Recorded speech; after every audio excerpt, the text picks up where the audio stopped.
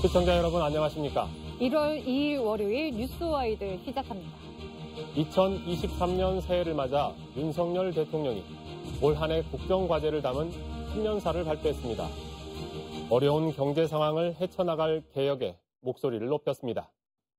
반면 여야 지도부는 1월 임시국회 소집을 놓고 서로 다른 목소리를 내며 대립하고 있습니다. 네, 신년 정치권 모습 두 분과 전망해 보겠습니다. 오승용 킹핀 정책 리서치 대표 김선남 변호사와 함께합니다. 안녕하십니까? 네, 안녕하십니까? 네, 어제 윤석열 대통령이 10분 정도 올해 국정 운영을 어떻게 해나갈지 계획을 발표했는데요. 영상 먼저 보고 오겠습니다. 기득권의 집착은 집요하고 기득권과의 타협은 쉽고 편한 길이지만 우리는 결코 작은 바다에 만족한 적이 없습니다. 복합 위기를 수출로 돌파해야 합니다. 수출은 우리 경제의 근간이고 일자리의 원천입니다.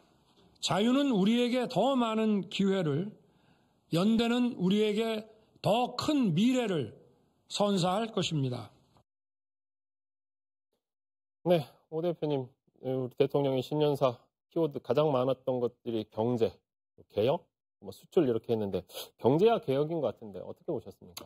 일단 저는 이번 신년사에 있는 숨은 그림 찾기를 한번 해보겠습니다. 없는 그림 찾기는 김성문 변호사께서 해주실 것 같고요. 빠진 부분들에 대한 언급은 두 가지 부분인데요. 첫 번째로는 이제 가치연대를 강조했다는 부분들일 것 같습니다. 이른바 실용주의에 입각해서 구사회주의권 국가들과의 국교 정상화, 그리고 경제적 투자, 이런 것들을 지난 한 30여 년 동안 활성화해왔다는 게 우리와 미국을 비롯한 이제 서방권의 기본적인 정책이었는데, 이제 그걸 파기하고 새로운 가치연대로서 자유민주적 가치에 입각한 그것을 같이 하는 국가들과의 연대와 그리고 경제적인 투자, 교류 협력을 이어가겠다는 겁니다. 이미 우리나라가 나토 대표부를 설치한 거라든지, 그리고 폴란드, 루마니아가 우리나라 무기를 수입한다든지, 그리고 영국이 우리나라를 방문해서 북극해 개발과 관련해서 우리나라의 투자 유치나 이런 부분들을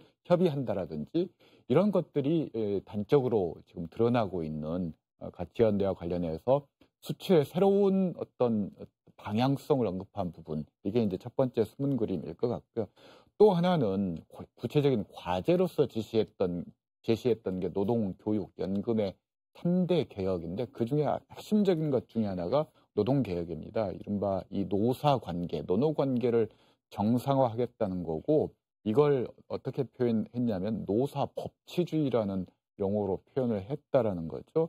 이것이 기존의 연공서열 시스템 중심에서 직무 중심, 성과급 체제로 강력한 드라이브를 걸겠다라는 신호탄이기 때문에 이 어떤 구체적인 드라이브가 노동시장과 우리나라 한국 사회에 미치는 변화, 이런 부분들은 아마 막중할 것으로 예상되고, 자연스럽게 그 과정에서 이러한 조치에 반대하고 저항하는 갈등이 양산될 수 있는 가능성도 동시에 있는 것 같습니다.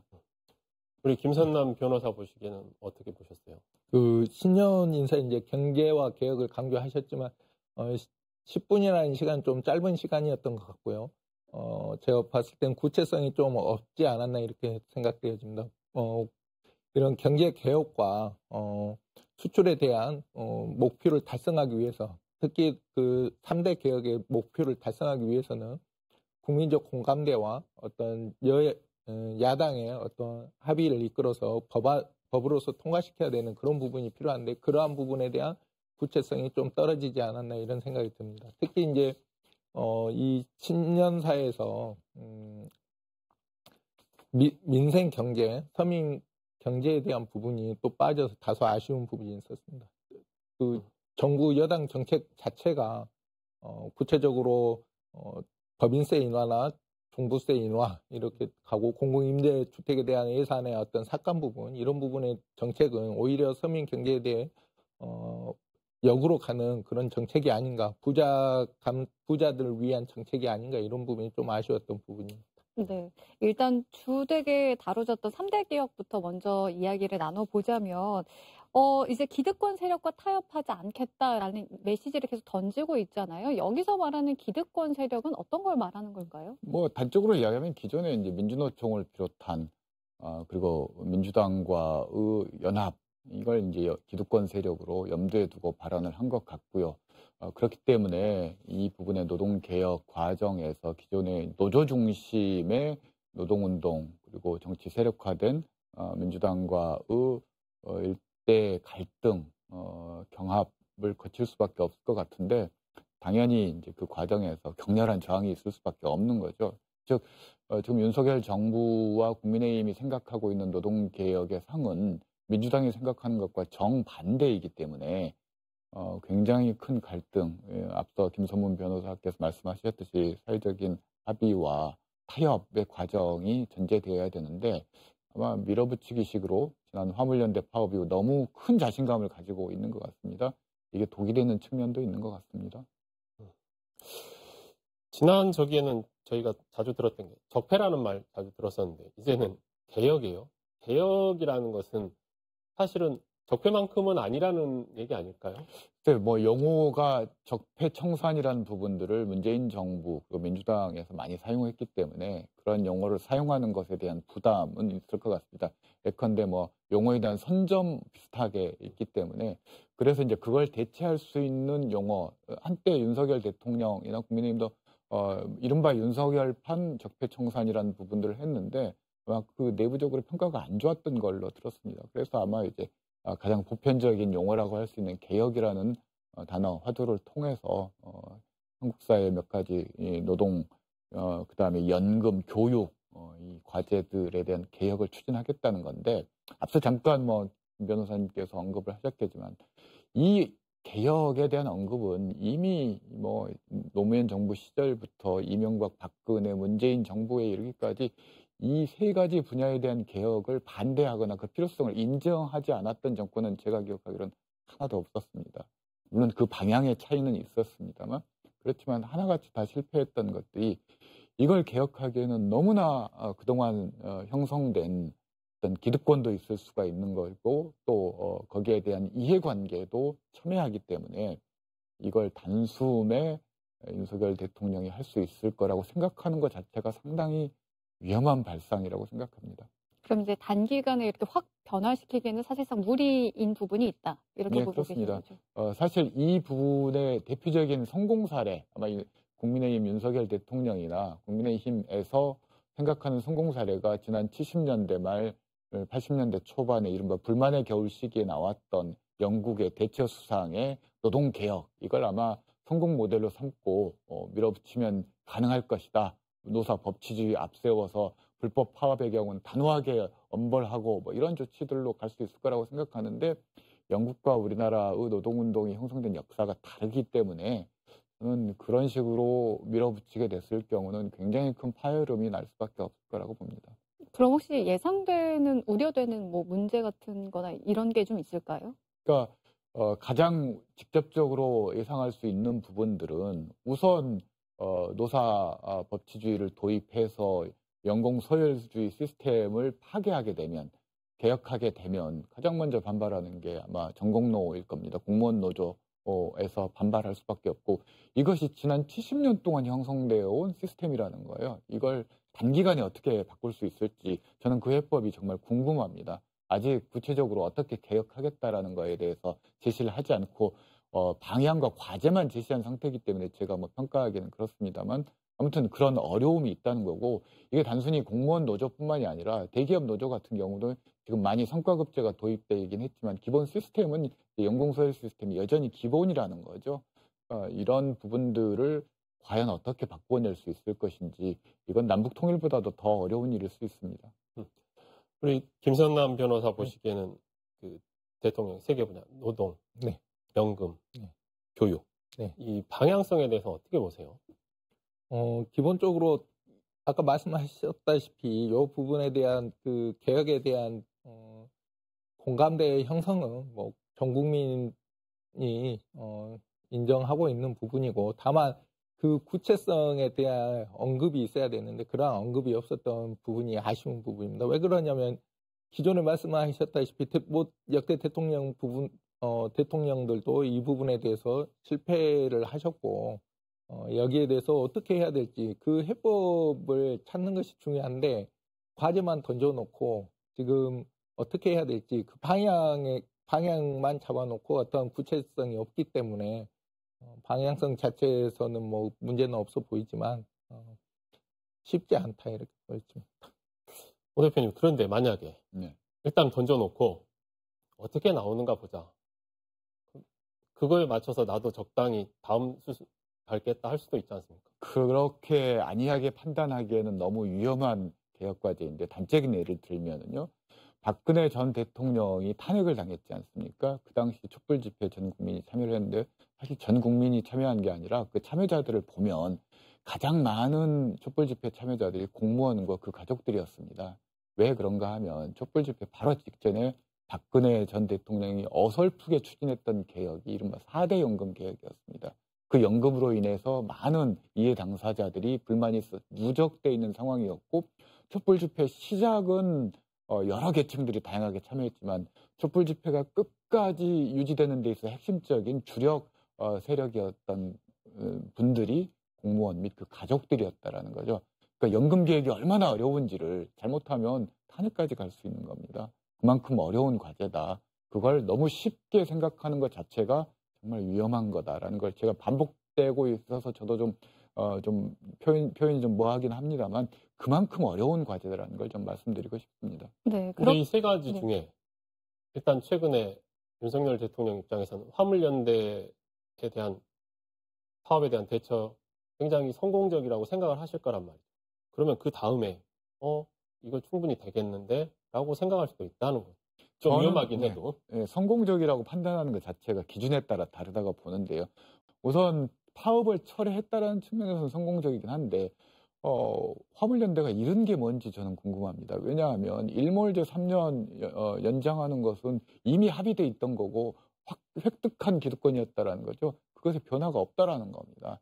결국 화물연대는 그 플러스 알파 완전 폐지를 목표로 파업을 해서 처리하긴 했지만 현재 안전운임제의 유지라는 애당초의 목적에는 획득된 목적은 전혀 변화가 없다라는 거죠. 그래서 모든 것은 어떤 기준으로 평가하느냐에 따라 달라지는 건데 그래서 윤석열 정부가 노동개혁에 대해서 섣부른 자신감은 큰 낭패로 이어질 수 있다라는 말씀을 드리는 겁니다. 네, 말씀하셨듯이 굉장히 좀 조심스럽게 다가가야 되는 문제이고 중요한 문제인 만큼 특히나 이제 민주당과 여야의 입장이 굉장히 첨예하게 대립하고 있다라고 말씀을 해주셨잖아요. 협치가 가장 중요할 텐데 이 개혁 과제들 앞으로 잘 해나갈 수 있겠습니까? 어떻습니까? 저는 우선 세 가지 개혁 과제를 얘기했다는 것 자체가 너무 무리한 목표인 것 같습니다. 하나도 힘듭니다. 임기 중에. 단적인 예로 지금 교육개혁 하겠다고 하면서 교육부 장관이 수능 폐지 얘기 꺼냈다가 곳곳에서 엄청난 비판이 있었지 않습니까? 그래서 이거 개인 의견이고 공식적으로 논의된 바 없다고 철회를 했다라는 거죠. 그만큼 제도 하나를 손보는 데 있어서도 어마어마하게 큰 이해관계가 걸려 있고 사회적 파급 효과가 굉장히 크다라는 겁니다. 민주당 입장은 정확하게 윤석열 정부가 추진하는 개혁의 방향과 다르다라는 겁니다. 정반대 대척점에 있는데 사회적 합의를 이루기 위해서는 일단 개혁의 목표를 좀 낮게 잡아야 되는 거, 보수적으로 잡아서 가야 되는 것이고 그 타임테이블도 단기간에 이걸 할 수 있을 거라는 생각을 버리고 어떤 끊임없는 대화와 타협, 야당과의 어떤 공통의 어떤 그 합의점들을 찾아가는 단계적인 접근이 저는 필요하다고 봅니다. 네.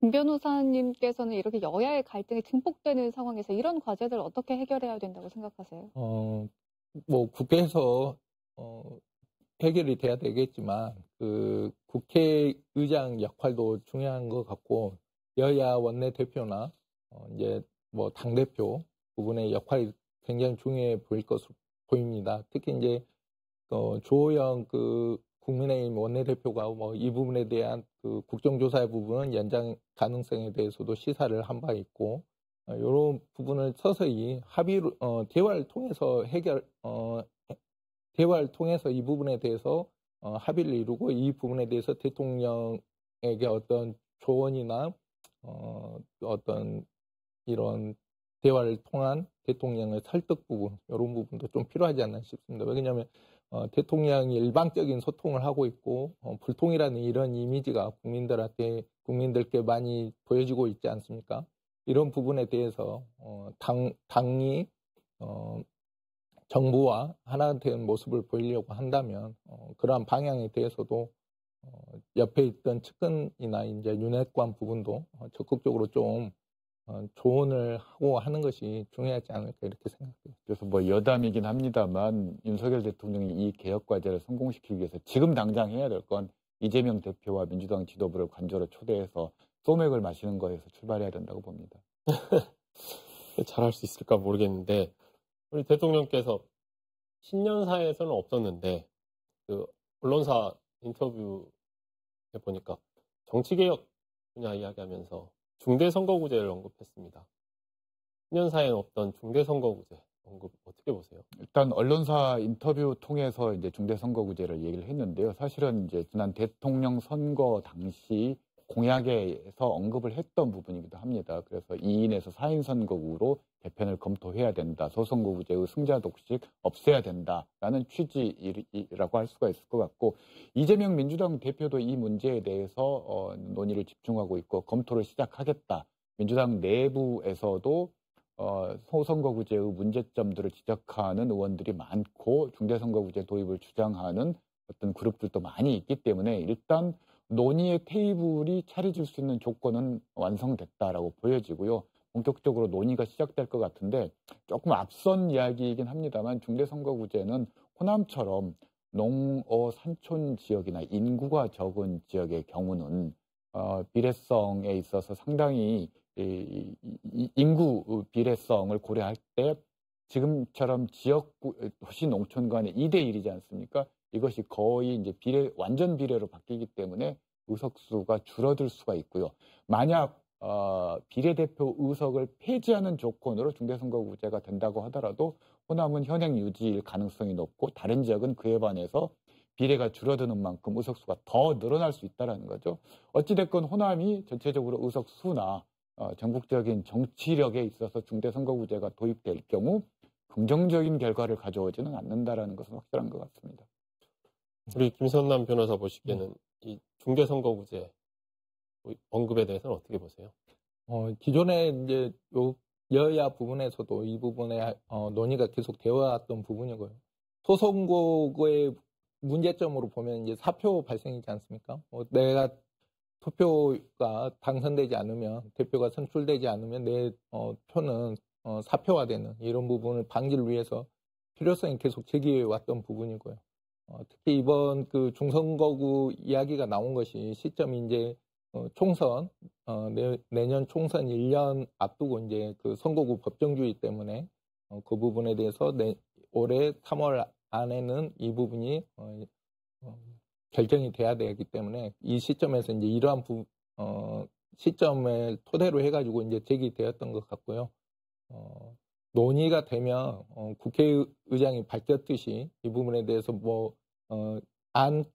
복수 안건을 상정을 해서 전원회의, 국회의원 전원이 참석하는 전원회의에서 이 부분에 대해서 표결에 붙이겠다 이런 의지를 밝히셨으니까요. 어느 정도 진전이 급진적으로 될 가능성이 있다고 보여집니다. 네. 제가 생각할 때는 이게 중대선거구제가 변화하지 않더라도 이 말을 꺼내서 이걸 논의하는 순간에 어느 정도 각 당 내부에서도 색깔이 좀 보이지 않을까요?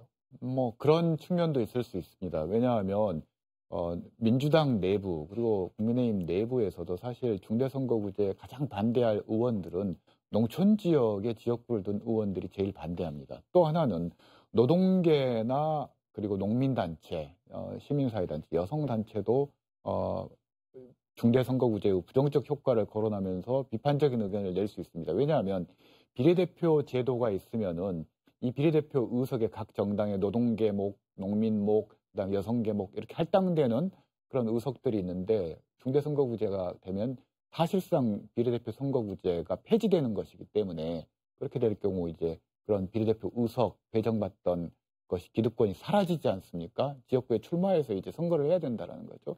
여러 가지 내부 분화 또 어떤 이해 조정의 과정이 있을 것이고 그 과정에서 일정하게 어떤 계파 간의 갈등 양상들도 나타날 수 있다고 봅니다. 네.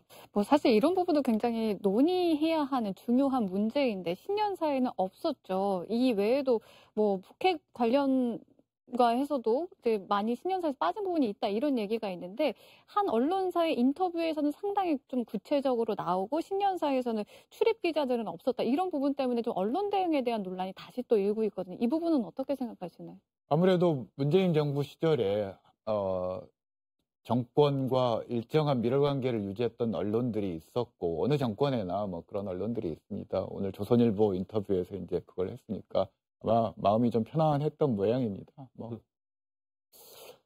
어떻습니까? 그러면 이 이제 윤석열 대통령 신년사에 대해서 문재인 전 대통령은 메시지를 통해서 비난했단 말이죠. 어떻게 보세요? 비난이라기보다는 안타까움을 좀 표현한 것이 아닌가 싶습니다. 왜냐하면 현 그 전직 대통령으로서 어떤 신년사에서 신년사를 할 수 없지만 의견을 낼 수 있는 부분이고요. 국민 통합에 대해서 여야 합치로서 해결했으면 하는 그러한 마음을 표현한 것으로 보여집니다. 그러한 목적을 가지고 글을 올리신 것 같고요.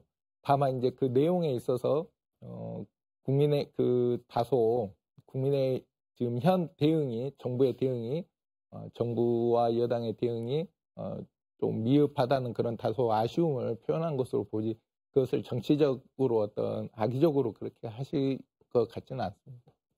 네, 대통령의 신년사는 여기까지 이야기 나눠보고요. 이번엔 여야 정치권 상황 한번 살펴보겠습니다. 여야가 사사건건 충돌하기만 했던 2022년이 지나고 새해가 밝았지만 정치권의 갈등은 여전합니다.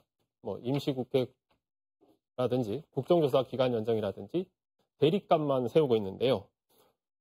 먼저 정치권 갈등 새해라고 해서 달라질 건 없어 보입니다. 어떻습니까? 일단 이재명 대표의 사법 리스크는 계속된다. 새해에도 그것이 임시국회 소집 요구하고도 같이 맞닿아 있는데요. 일단 형식적으로는 이태원 참사, 할로윈 참사, 국정조사 활동기한이 20일도 채 되지 않았고 그나마도 제대로 된 증인신문이나 이런 게 이루어지지 않았기 때문에 활동 연장해야 된다라는 국민적인 동의가 있다. 뭐 이런 것이 이제 논의의 출발점이긴 합니다만 이것은 이제 이재명 대표의 사법 리스크와 같이 연동해서 이야기하지 않을 수가 없는 부분이라는 겁니다. 국민의힘 측에서 국민적 동의가 우선돼야 된다라고 얘기하는 것 자체가 이른바 국민의힘판 방탄국회를 본인들이 인정해주는 꼴이 되기 때문에 아마 그런 부분에서 이태원 참사 국정조사가 논쟁의, 정쟁의 중심에 있는 것 같습니다. 우리 김선남 변호사 보시기에는 어떻습니까?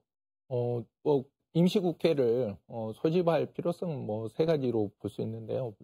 일몰법 법안에 대한 현안 처리가 가장 큰 것 같고요. 그리고 이태원 참사 그 진상 규명을 위해서 연장 그 부분이 필요하고요. 특히 이제 최근에 대북 그 어떤 침투, 무인기 침투 부분에 대한 그 부분에 대한 그 현안도 굉장히 중요하다고 보여집니다. 국민들이 그 가장 불안한 부분이 그 부분이지 않습니까? 대북 문제. 특히 곧 그 뭐라도 할 것 같은 그런 언사들이 서로 이제 오갔는데 그런 부분에 대한 부분도 필요하기 때문에 임시국회는 필요한 것 같고요. 다만 이재명 대표가 성남 FC 사건에 관련해서 스스로 일정 조율을 해서 자진 출석하겠다고 의사를 밝힌 마당에 이것을 방탄국회다 이렇게 하는 것은 이제 명분이 좀 없어 보입니다. 네. 근데 이재명 대표가 그거하고는 별개로 봉화마을도 갔고 김경수 전 경남지사도 만나고 문재인 전 대통령까지 만나는 네네. 그렇게 움직이는 걸 보면 지금 친문 쪽에 지지를 얻기 위해서 많이 활동하는 것 같은데 이 부분은 어떻게 보세요? 네, 그렇습니다. 그 이재명 대표가 기존에는 어떤 검찰이나 정부 여당 공격에 대해서 로우키, 그러니까 낮은 자세로 조용히 받아들이고만 있었던 입장이었는데 이제 그 사자성어라는 말이 있지 않습니까? 한 명, 두 명, 세 명 이런 말들이 계속 나오면 이게 의혹이 계속 이렇게 커지지 않습니까? 그래서 국민 여론에서도 기존의 이재명 대표에 대한 조사가 옳냐고 이렇게 여론 조사를 했을 때 부정적인 여론이 다소 많았어요. 근데 이제 최근에는 이재명 대표가 조사를 받아야 된다는 이런 의견을 많이 기울었습니다. 이런 걸 보면 이제 어떤 대응 방식에 대해서 지지층 결집을 통한 적극적 대응을 하겠다 이런 일환으로 그 발길을 그쪽으로 돌린 것 같습니다. 네. 지난번에 출연하셔서 이런 활동이 사실 내부적인 분열을 반증하는 거다 이런 말씀을 하셨었는데 김대중 정신도 강조한다 뭐 이런 얘기가 있어요. 이런 걸 보면은 이 불안함이 계속 증폭이 되고 있다라고 봐야 되나요? 어떻게 봐야 될까요? 현재 진행형이라고 할 수 있을 것 같은데요. 지금 이재명 대표가 할 수 있는 것은 가용 자원들을 총동원해서 이 사법 리스크를 넘어서야 되고 동시에 국민의힘에 대한 견제까지, 그러니까 집권 야당이라는 표현을 민주당 이재명 대표가 쓴 적이 있습니다.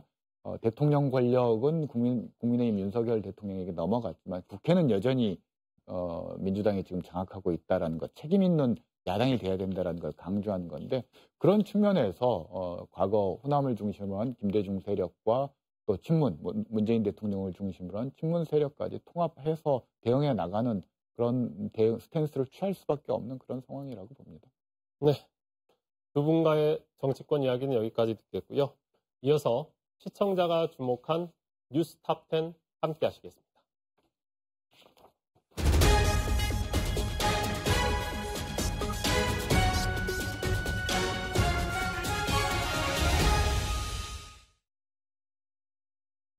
뉴스 톱10입니다. 국민의힘 조강특위가 비윤 인사를 배제했다는 반발이 이어지고 있는데요. 친이준석계인 허은하 의원을 탈락시키고 김경진 전 의원을 동대문을 조직위원장으로 결정한 것과 관련해서 이준석 전 대표가 그럼 하버드대 나온 나는 보스턴에 출마해야 하냐라며 비판했습니다. 앞서 김석기 국민의힘 사무총장이 김경진 전 의원이 더 인지도가 있고 학교도 고려대를 나왔다고 말해 논란이 일었습니다.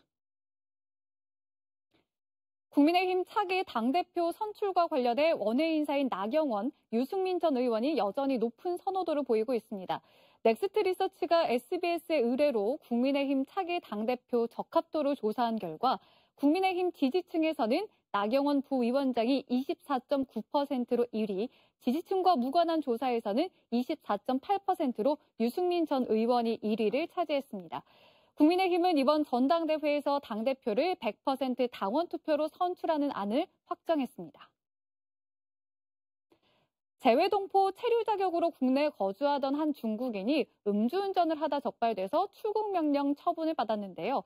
해당 처분이 가혹하다며 행정소송을 제기했지만 패소했습니다.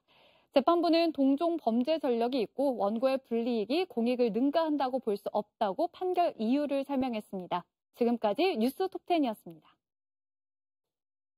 네, 김선남 변호사. 이게 동대문 을 같은 경우에 민주당은 장경태 의원이에요. 장경태 최고위원인데 장경태 최고위원이 춘천이고, 네. 국민의힘의 김경진 전 의원 같은 경우 광주 북구에서 국회의원을 했단 말이에요. 네. 어떻게 보세요?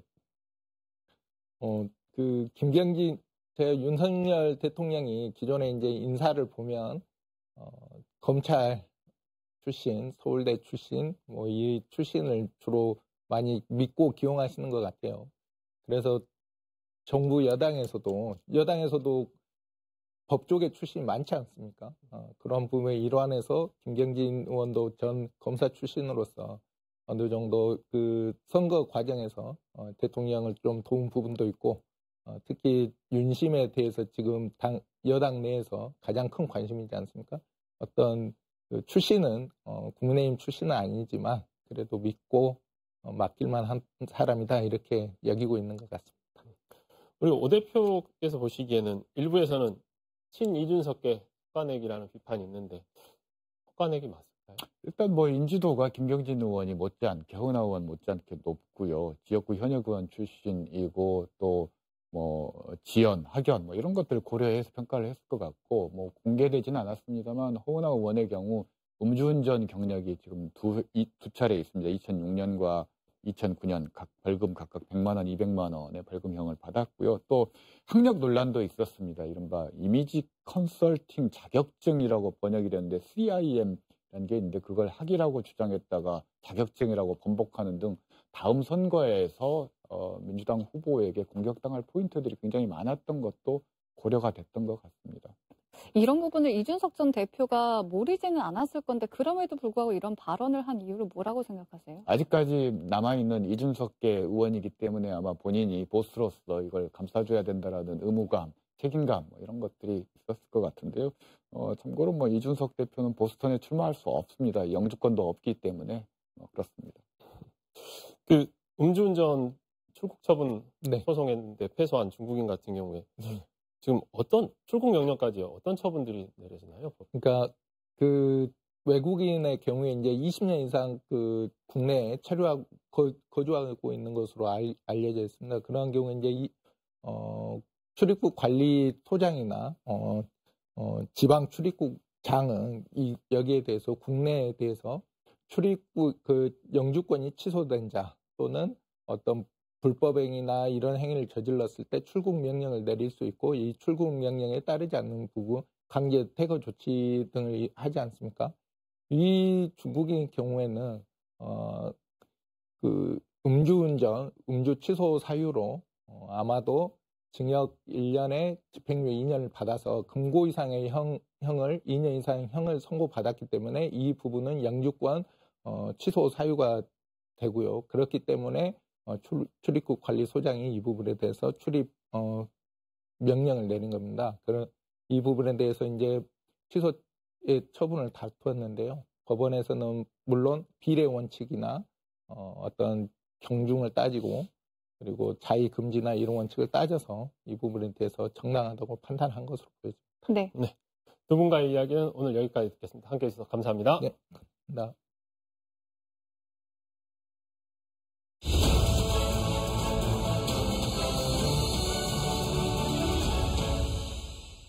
서울광역방송센터입니다. 검은 토끼의 해 2023년 개묘년 첫 여의도 초대석은 정치구단 박지원 전 국가정보원장과 함께 올 한 해 정치권 방향과 전망 짚어보겠습니다. 원장님 어서 오십시오. 새해 복 많이 받으세요. 네, 새해 복 많이 받으십시오. 예. 네. 내년에 만사 형통하시고 고맙습니다. 모두 발전하기를 기원합니다. 거듭 고맙습니다. 원장님 일단 윤석열 대통령 신년사 얘기부터 좀 해보겠습니다. 경제 11번, 개혁 8번, 수출 6번 등 경제 방점을 찍었는데 기득권 타파를 강조하셨고 전반적으로 어떻게 보셨나요? 일반적으로 이제 집권 2년 차를 맞이하면서 네. 처음으로 윤석열 대통령께서 무엇을 하겠다 하는 것을 발표를 했습니다. 네. 윤석열 대통령께서 노동, 교육, 연금, 네. 3대 개혁을 주창했지 않습니까? 거듭 말씀드리지만 국민, 전문가, 당사자가 함께하는 개혁이 되어야지 작년도의 화물연대처럼 일반적 독선적으로 진행해서는 안 된다 하는 말씀을 드립니다. 네. 함께하는 개혁이라는 단어가 참 표현이 와 닿는데 신년사에 북한 문제나 협치, 통합 이런 단어들은 보이지 않았습니다. 이건 어떻게 보셨나요? 그래서 예년 신년사에 포함되는 북한 문제나 특히 국민들이 염려하는 정치의 협치가 전혀 거론되지 않은 것은 어쩐지 좀 뭐가 부족한 그런 신년사가 아닌가 생각합니다. 특히 남북관계가 결국 윤석열 대통령도 전쟁 운운하고 또 김정은도 남한 전체를 사정권으로 두고 핵무기도 사용을 불사하겠다. 이렇게 하는 걸 보면 어쩐지 한반도 평화는 자꾸 멀어지고 남북 대화는 더 멀어지고 전쟁의 공포가 오고 있기 때문에 국민들이 불안하지 않는가 이런 생각을 하고 아직도 대통령께서 야당 이재명 대표를 만나자 하는 화답이 없기 때문에 신년 초부터 협치는 좀 어려워지는 것 아닌가 오늘 모든 언론들도 네. 그러한 협치 문제에 대해서 굉장히 염려하고 있다 하는 말씀을 드립니다. 근데 집권 2년 차가 되도록 제1야당 대표를 대통령이 한 번도 안 만난 거는 이게 그전에도 이런 일이 있었던가요? 이런 일이 없었죠. 그리고 특히 네. 전직 대통령 내분을 네. 관저로 초청해서 의견을 교환한다거나 야당 대표나 야당 간부들을 초청해서 네. 의견을 교환하는 것은 상례적인 일이었어요. 또 그렇게 함으로써 국민들이 여야 정치가 네. 안정적으로 이끌고 가시는구나 하는 대통령에 대한 기대를 가졌었는데 완전히 실망입니다. 근데 왜 안 하시는 걸까요? 뭐 이렇게 협치 대상으로 혹시 생각을 안 하는 게 아닐까요? 현 지도부를 민주당? 글쎄요. 지금 현재 보면은 네. 국내 정치도 강대강, 또 남북 관계도 강대강. 네. 특히 이 3대 개혁을 부르짖으면서 민주노총, 전교조에 대해서도 강대강. 이렇게 했더니 지지도가 올라가더라 네. 하는 그러한 생각에서 그런지 몰라도 아무튼 네. 대통령으로서 여유 있는 모습은 찾아볼 수 없어서 심히 불안하게 신년이 출발하는구나 네. 이런 생각 같습니다. 지금 별도 신년 기자회견은 안 하고 신년사로 대체했는데 또 보면은 조선일보랑 신년 인터뷰는 또 대통령이 하셨습니다. 뭐 민주당은 87년 직선제 개헌 이후 신년 기자회견 안 한 대통령은 뭐 유일하다 뭐 군사 독재 시절로 돌아가는 거냐 뭐 이렇게 비판을 했던데 이거는 어떻게 보셨나요? 글쎄 한 40여 년간 네. 신년사를 발표하지 신년 기자회견을 네. 하지 않는 유일한 대통령이고 마치 네. 군사 독재 정권처럼 신년사만 있고 일방적으로 네. 발표만 하고 들어가 버리는 그런 모습이 퇴행하고 있다. 이런 생각을 가지고 있고 아마 조선일보하고만 인터뷰를 한 것은 네. 그만큼 조선일보를 중시하는 것 아닌가 그렇게 생각합니다. 조선일보를 중시한다고요? 그렇죠. 예. 지금 되게 보면은 네.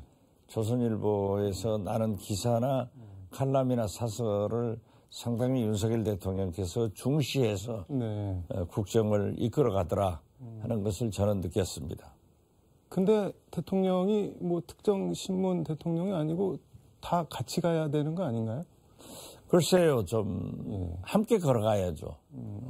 국민 모두가 네. 대통령의 지도를 받으면서 때로는 뒤에서 밀면서 네. 함께 가는 것이 좋았는데 아무튼 금년 출발이 네. 그렇게 남북 관계에도 여야 관계에도 또 국민과의 관계에도 상당히 강대강 나가는 것은 좀 문제가 있지 않냐.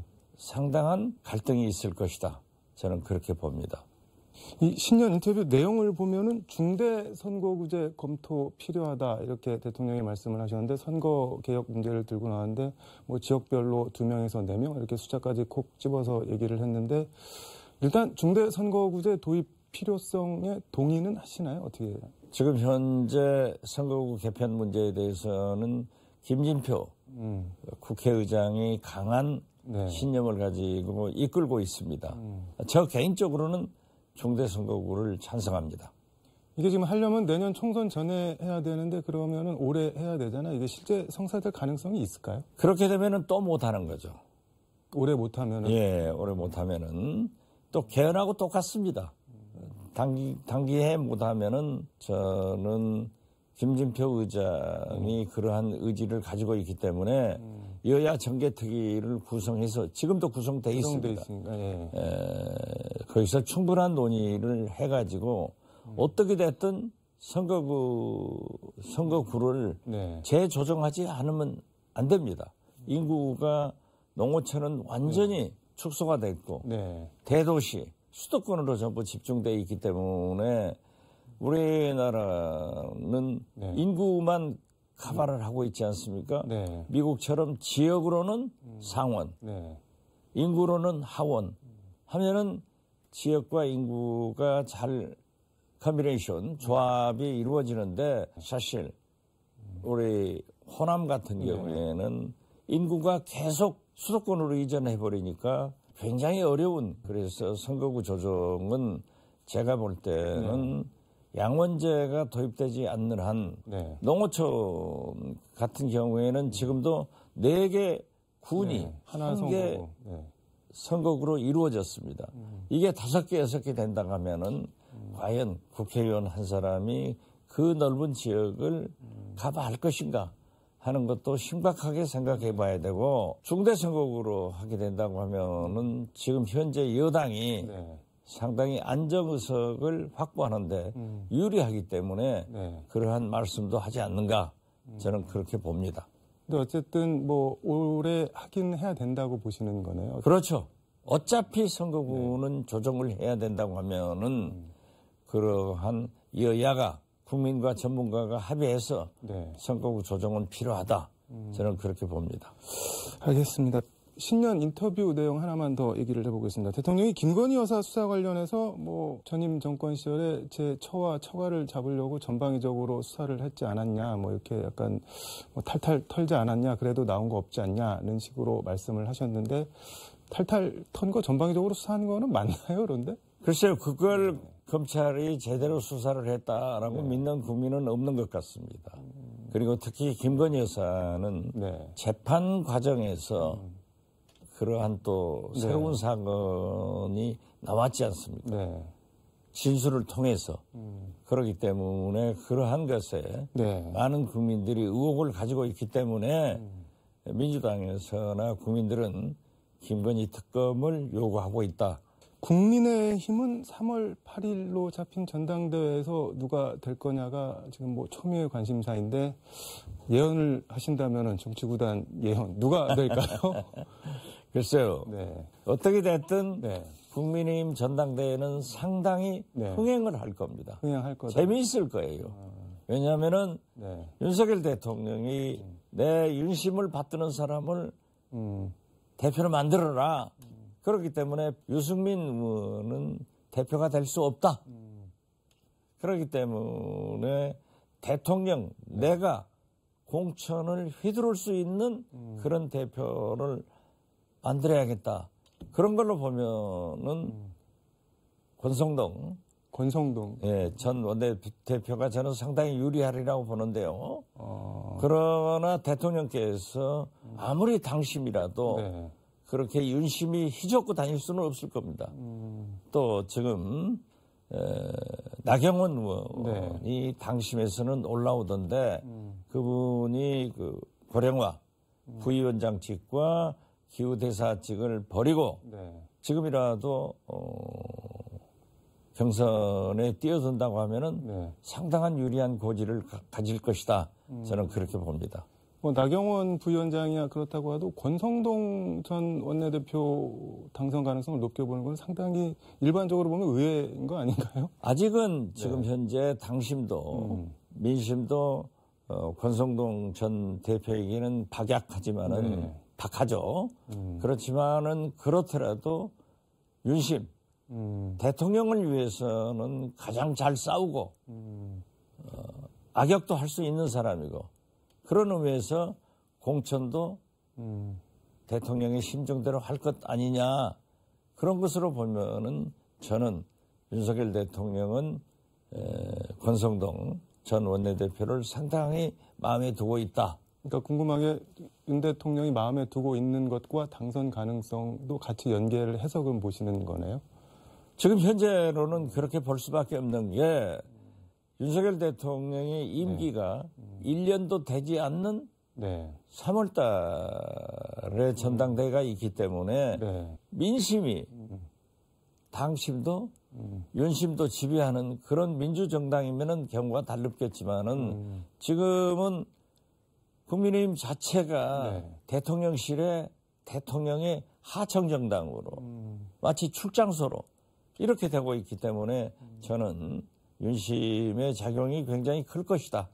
그렇게 해석합니다. 알겠습니다. 민주당 얘기 하나 해보겠습니다. 이재명 대표 뭐 곧 소환에 응할 것 같고 기소가 될 것 같은데, 지금 여론조사 보면 어쨌든 차기 대선 적합도 뭐 압도적인 일인데, 기소가 되고 재판을 받고 그래도 이런 대세론이 계속 유지가 될까요? 아니면 좀 변화가 생길까요?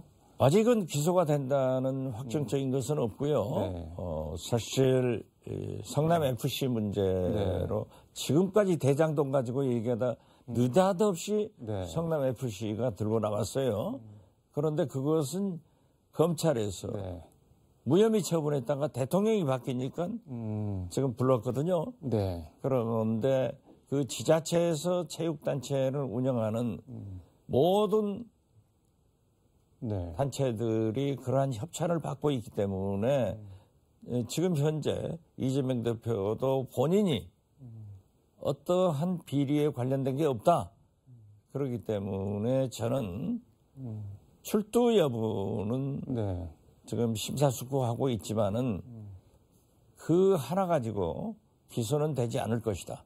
지금 뭐 여당 국민의힘에서는 다른 건 몰라도 성남FC 협찬 이거는 제3자 뇌물죄 빼박이다 이른바 뭐 빼박이라고 하는데 기소도 안 될 걸로 보시나요 그러면? 저는 뭐 법률 전문가가 네. 아니기 때문에 진행 상황을 보아야 되지만은 네. 지금 현재로서는 그렇게 높게 보지 않습니다. 뭐 개인적인 질문이긴 한데 원장님도 내년 총선에 나오시는 거죠? 지금 15개월 남았습니다. 네. 그런데 아직 제가 네. 거듭 말씀드리지만은 아무리 대통령 잘 뽑아서 투사를 내려줬다 하지만은 지금 제가 곧 정치권에 복귀를 해서 어떤 일선 활동을 하겠다 네. 하는 생각은 아직 정리하지 못하고 있습니다. 네. 알겠습니다. 마지막으로 새 정치권에 대한 덕담, 조언 한 말씀 청해서 듣도록 하겠습니다. 저는 윤석열 대통령께서 제시한 네. 노동, 교육, 연금 개혁은 굉장히 잘했다고 생각합니다. 그렇지만 윤석열 대통령이 화물연대처럼 독선적, 독단적 개혁은 절대 성공할 수 없습니다. 네. 따라서 여야가 국회에서 국민, 당사자, 전문가들과 함께 네. 개혁을 논의해서 성공시켜야 나라가 잘 된다라는 말씀을 드리면서 네. 윤석열 대통령이 전쟁으로 가는 그런 극단적 강대강은 안 됩니다. 외교적으로 네. 대화로 풀어가는 그러한 남북관계를 정립해 주시고 제발 민주당과 정의당 등 야당과 협치를 하는 그런 폭넓은 통큰 대통령이 되시기를 금년에 꼭 빌어마지 않습니다. 원장님 오늘 말씀 여기까지 듣도록 하겠습니다. 고맙습니다. 네, 감사합니다. 네, 지금까지 서울광역방송센터에서 박지원 전 국정원장과 함께 전해드렸습니다. 1월 2일 월요일 KBC 뉴스와이드 마칩니다. 시청해주신 여러분 고맙습니다.